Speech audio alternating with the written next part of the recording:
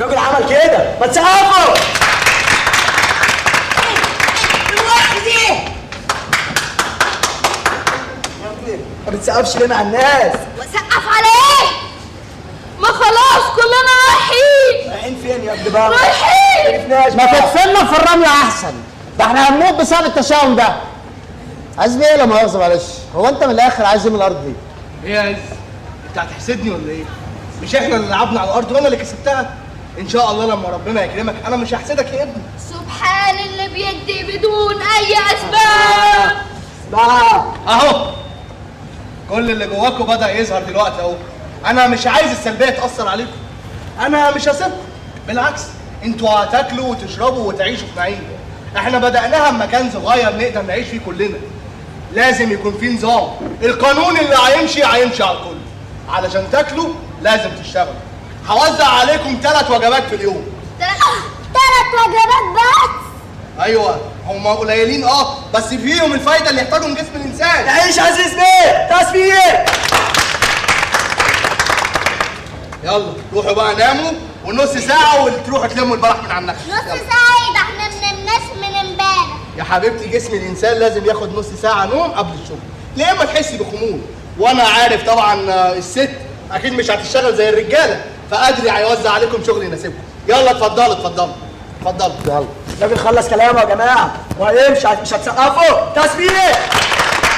يلا يلا يا جماعه يلا. يلا بقى روحوا شوفوا حته ناموا فيها بعيد عننا. ايه؟ لا اسمعت يا ابني، احنا بندير الراجل الكباره اللي جوه ده.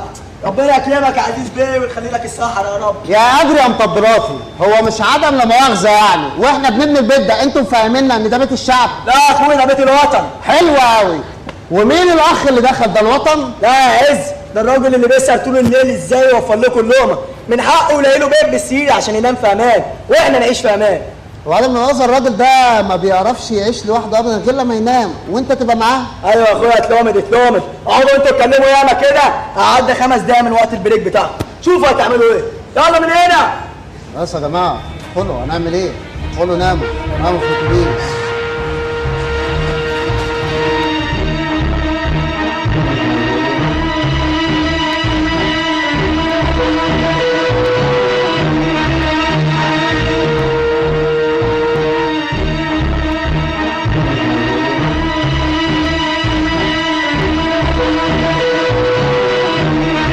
لقيت نفسك يا ادري؟ احنا هنموت يا عز، سيبنا عيش لي يومين. على حساب الناس الغلابه دول.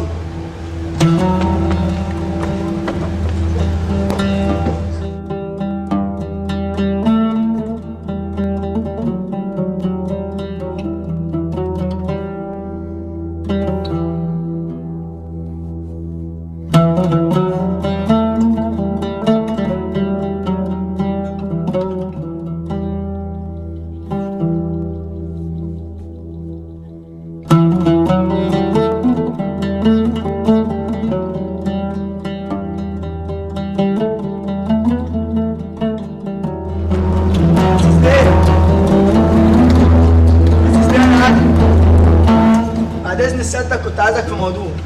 تسمح لي ادخل؟ لا خليك انا طالع. خير يا ادري؟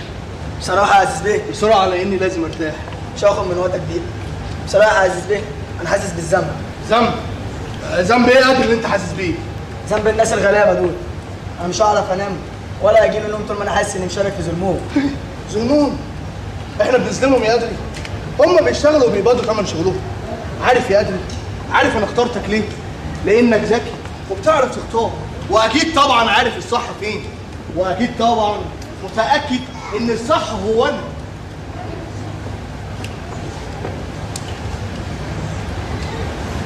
بصراحه يا عزيز بيه انا حسيت للحظه كده انك حطيتني في مكان الناس كلها بتبص لي فيه على انه مكان مشبوه، بالرغم ان في يوم من الايام كنت واحد منهم. وحد لا سمح الله قال لك ان مكان مشبوه؟ ويا ادري انت لسه واحد منهم يا ادري. يا ادري انا عايزك تعرف كل راع مسؤول عن رعيته، وده كلام الدين، ولا احنا كمان هنختلف على كلام الدين؟ عندك حق يا عزيز بيه. انا عايزك تبقى معايا يا ادري، تقف قدام الظلم. الناس دي لازم تخاف ما تختشيش. انا عايزك تكون دراع اليمين يا ادري. مد ايدك يا ادم.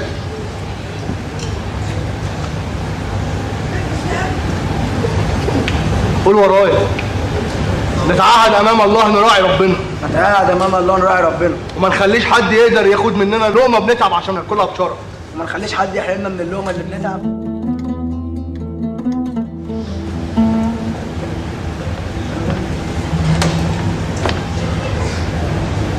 وناكلها بشرف.